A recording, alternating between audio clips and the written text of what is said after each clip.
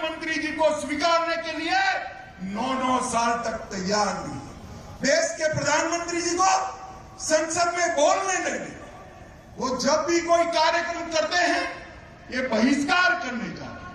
मैं आज कांग्रेस पार्टी के नेताओं को कहना चाहता हूं कि आपके बहिष्कार करने से कुछ नहीं होता। पूरे देश की जनता का आशीर्वाद नरेंद्र मोदी जी के साथ है, नरेंद्र मोदी जी के साथ। और पूरे देश की जनता चाहती है कि नए भारत के निर्माण में लोकतंत्र का मंदिर भी नया बने। नई संसद के अंदर नए भारत की रचना के लिए मनन हो, चिंतन हो, चर्चा हो, मगर आप तो प्रधानमंत्री जी को बोलने भी नहीं देते। और मैं आज कहना चाहता हूं कि आप जो कर रहे हैं ये भारत के 130 करोड़ लोग देख रहे हैं।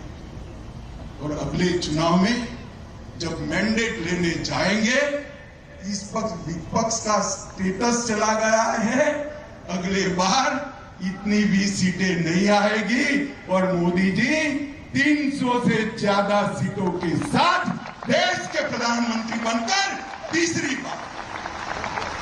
ये नकारात्मक दृष्टिकोण, ये वक्र दृष्टि कभी देश का भला नहीं कर सकता। भारतीय जनता पार्टी ने हम विपक्ष में बैठे तब भी आपका सम्मान किया। कई सालों तक रचनात्मक विपक्ष की भूमिका निभाई और दो बार पूर्ण बहुमत से चुनने के बाद भी आप देश के प्रधानमंत्री जी का सहयोग नहीं कर रहे हो। ये भारत की जनता के जनादेश का अपमान है।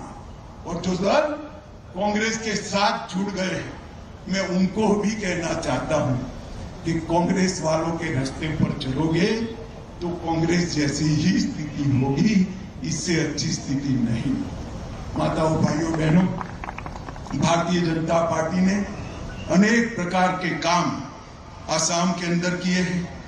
अभी अभी सरकार जब बनी तब हमने वादा किया था आसाम की भाषा, आसाम की संस्कृति, उसका संरक्षण और संवर्धन करेंगे। लचित बरफुकन के जन्म की 400वीं वर्षगांठ में प्रधानमंत्री ने खुद शिरकत कर लचित बरफुकन को बहुत बड़ी श्रद्धांजलि देने का काम नरेंद्र मोदी जी ने किया। यूनेस्को की विश्व धरोहर का नामांकन भी असम के अहोम राज्य के शाही परिवार के जहां पर अंतिम संस्कार हुए वो जगह को करने का काम भारतीय जनता पार्टी की सरकार ने किया है। और अभी अभी हमारा विश्व प्रसिद्ध बिहू जब शुरू हुआ तब प्रधानमंत्री यहाँ आए और आसाम में युवाओं ने एक वर्ल्ड रिकॉर्ड बनाकर बिहू को विश्व प्रसिद्ध कर दिया। भारतीय जनता पार्टी की केंद्र सरकार और आसाम सरकार ने पूरे आसाम को पूर्वोत्तर भारत और पूर्वी देशों की मेडिकल कैपिटल बनाने के लिए कोई कसर नहीं छोड़ी। आसाम की राजकोषीय स्थिति भी सुधरी है। 21-22 में जीएसडीपी 4 लाख करोड़ था और 23-24 में 5.50 लाख करोड़ जीएसडीपी बढ़ा है। उद्योग बढ़ रहे हैं, औद्योगिक नीति के तहत इन्वेस्टमेंट आ रहा है और उन्होंने स्कीम आसाम का भविष्य बढ़ाने वाली है।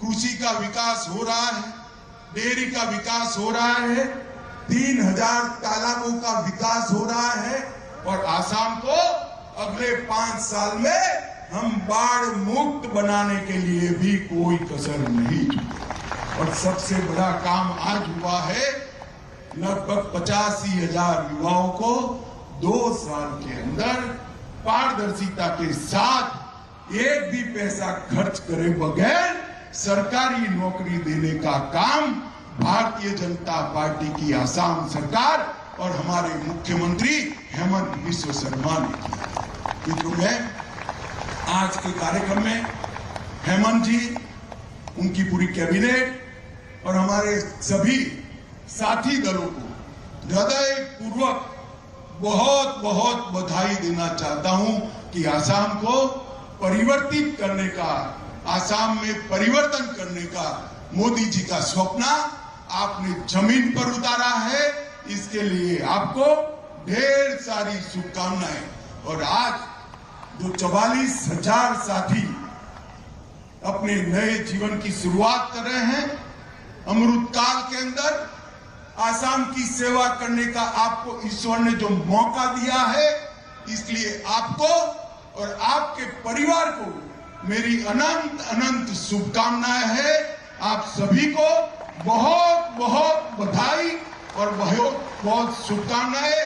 मेरे साथ जोर से बोलिए, भारत माता की, भारत माता की, भारत माता की, वंदे वंदे वंदे।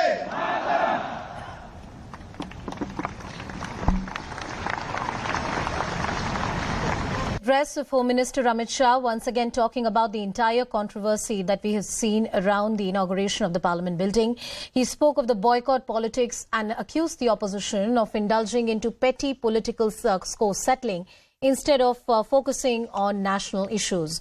That was the word that came from the Union Home Minister. These are, of course, statements coming in the run-up to that crucial groundbreaking ceremony on the 28th of May. We'll have a new Parliament building. It's an important historic day in India's constitutional journey. That new building will symbolize India's legacy, and all eyes on that big inauguration, and the politics, of course, will continue to go on.